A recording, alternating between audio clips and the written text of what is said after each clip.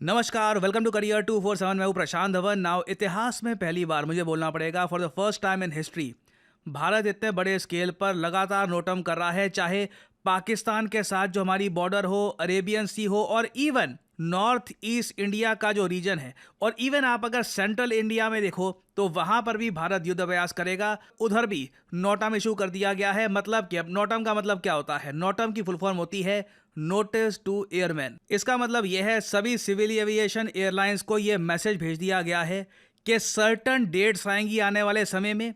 उन डेट्स को ये जो रीजन है यहाँ पे आप कोई भी अपना एयरक्राफ्ट फ्लाई नहीं करेंगे, क्योंकि यहाँ पर मिसाइल्स, फाइटर जेट्स फ्लाई करेंगे। सो ये एक अनप्रेसिडेंटेड स्टेप है भारत का। मैंने आज तक कभी भी देखा नहीं है कि हम अपनी वेस्टर्न बॉर्डर और ईस्टर्न बॉर्डर दोनों जगह एक ही महीने बहुत सारे नोटम्स इशू कर दें। क्वेश्चन यहाँ पर यही आता है, is something big about to happen? कुछ हफ्ते पहले आपको याद होगा, लिटरली 3 हफ्ते पहले पाकिस्तान के जो रक्षा मंत्री हैं ख्वाजा आसिफ, इन्होंने ये कहा था द रिस्क्स आर रियल। बिल्कुल एक पॉसिबल वॉर हो सकती है with India. Of course in लोगों ने फिर ये भी ऐड किया कि इस बार बेटर रिजल्ट्स ये लाने का प्रयास करेंगे। अब बेटर रिजल्ट्स इनके लिए यही होता है कि एयर बेसिस पे मिसाइल नहीं गिर रहे होंगे, ये प्रयास किया जाएगा। बट ये स्टेटमेंट ही बहुत ज़्यादा मैटर करती है। The chances of war with India are real. दूसरी तरफ आप अगर देखें तो नॉर्थ ईस्ट इंडिया को लेकर एक बहुत ही बड़ा सिक्योरिटी इशू ये खड़ा हो गया है कि अब बांग्लादेश का मीडिया, इनके जो ऑफिशियल्स हैं, ये लगातार नॉर्थ ईस्ट को लेकर स्टेटमेंट्स दे रहे हैं।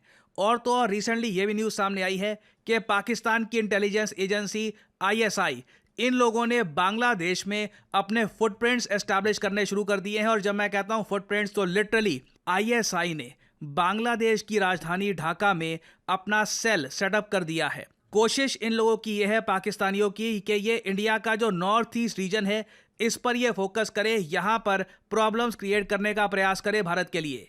और ये सब चीज़ें प्रॉपरली डॉक्यूमेंटेड है। आप देखोगे पाकिस्तान के जनरल्स गए हैं मोहम्मद यूनुस से मिलने के लिए। वो आपको याद होगा इनफेमस जो बुक का कवर है वो भी काफ़ी न्यूज़ में था, जहां पर ग्रेटर बांग्लादेश का मैप दिखाया गया।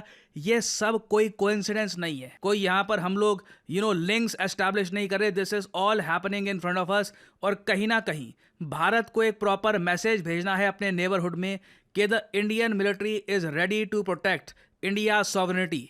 और कल को अगर मान लीजिए भारत पे कोई आक्रमण होता है, कोई अटैक होता है, तो ऑपरेशन सिंदूर को हम कंटिन्यू करना शुरू कर देंगे। और इसके बारे में आप देखोगे भारत के जो वाइस एडमिरल साहब हैं, इन्होंने भी एक बहुत ही इंपॉर्टेंट स्टेटमेंट दी है कि operation Sindoor is still on, the message to be conveyed with are ongoing exercise. ये जो भी हम युद्ध अभ्यास कर रहे हैं फॉरेन कंट्रीज के साथ, और जो हमारे खुद के प्लेन्स हैं, are in place without any hindrance. We are ready and deployed as part of operation Sindoor at present and in future. It is ongoing. मैं फिर से रिपीट करूंगा आप सबको, ऑपरेशन सिंदूर खत्म नहीं हुआ है, अभी भी ऑपरेशन चल रहा है और हम लोग अपने मिलिट्री प्लान्स के साथ आगे बढ़ रहे हैं। That is a very simple message that we are looking at. ये जो क्लिप है ये मैं चाहता हूं आप देखें। हम सिंदूर की तैयारी में हैं। हम सिंदूर जो चल रहा है उसके लिए हम रेडी हैं, डिप्लॉयड हैं। और जहां तक कि बाकी जो हमने अपने प्लान्स किए हैं हम उनके साथ भी चलते रहेंगे।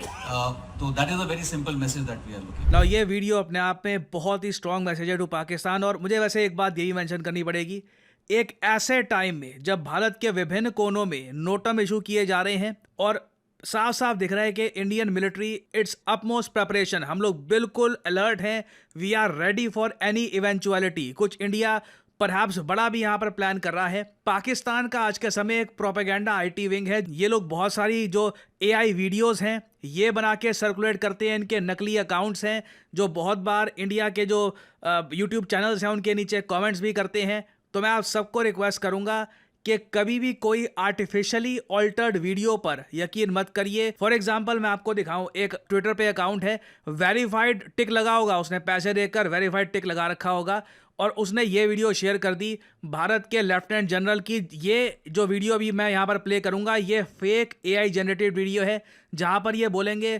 कि देखो हम लोग बिहार के इलेक्शन आने वाले हैं तो हम कुछ मिलिट्री एक्टिविटी करेंगे। ये एक फेक एआई वीडियो है और ये बात पीआईबी ने भी शेयर करी है कि रियल वीडियोस को काफ़ी बार ये लोग एआई के थ्रू ऑल्टर करके इंडिया के सोशल मीडिया में फैला रहे हैं, ताकि एक ऐसे टाइम में जब भारत बहुत सारे युद्ध अभ्यास कर रहा है, पाकिस्तान अपना प्रोपेगेंडा फैला पाए।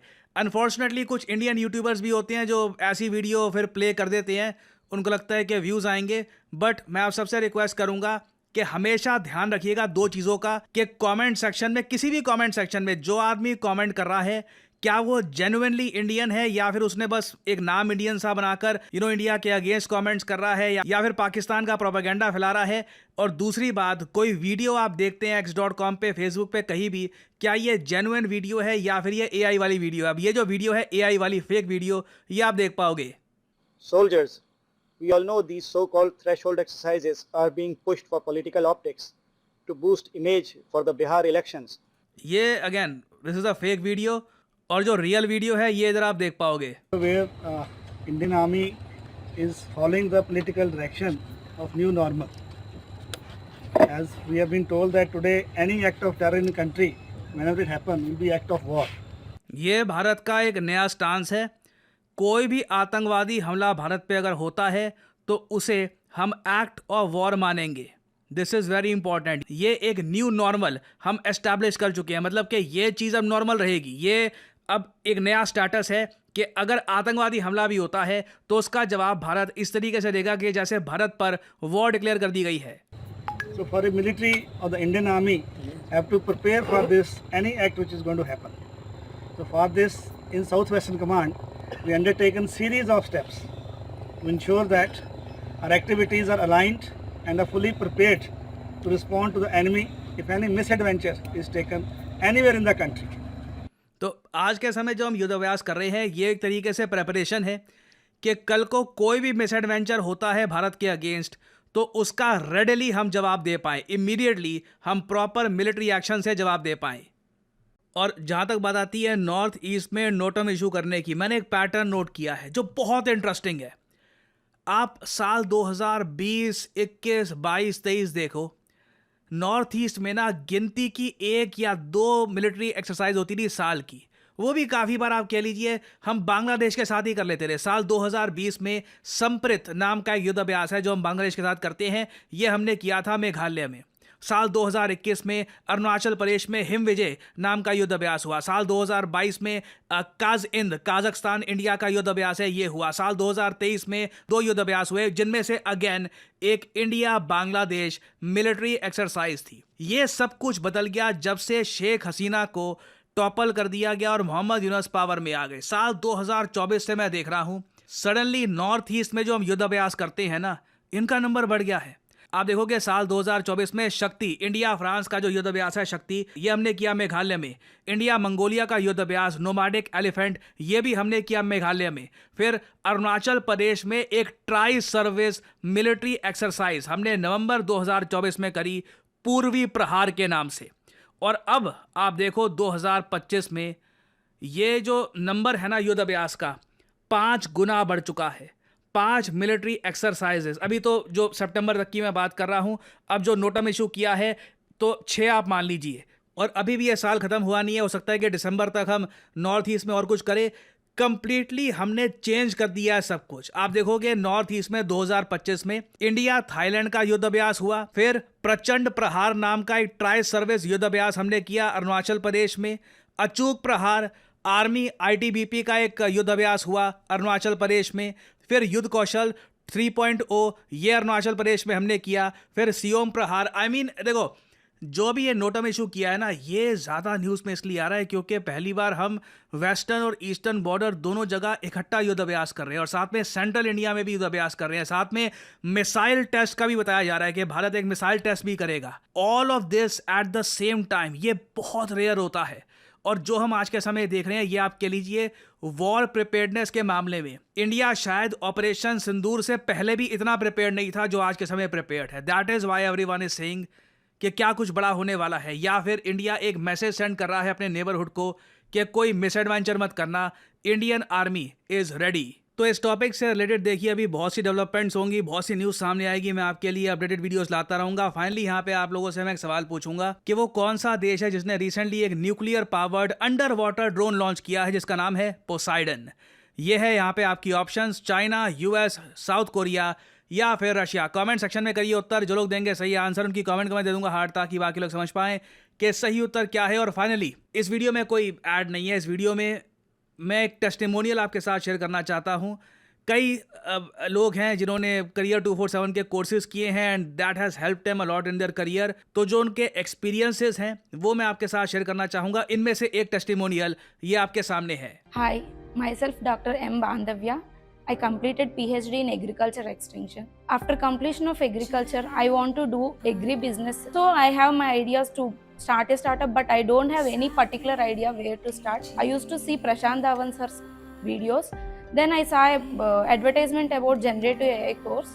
So I immediately contacted Career 247 people.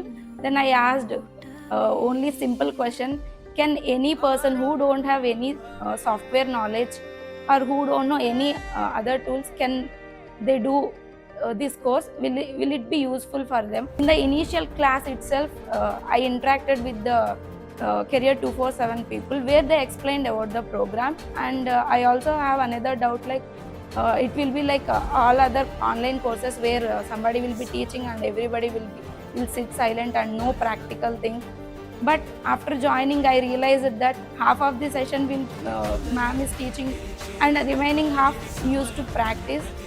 Whenever ma'am used to say na, I used to feel I couldn't able to do this. They are saying, but it's not for me. Somebody who knows software, they will do like that.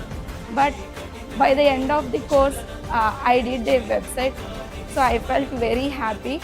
And I did 15 projects and so many assignments daily we used to do, and one capstone project also. Ma'am inculcated generative AI mindset. My mind used to think, can we use generative AI in some way to make it automation? If you are also so much interested in it, it will be great help for you. So I genuinely, I feel I didn't waste my time and money.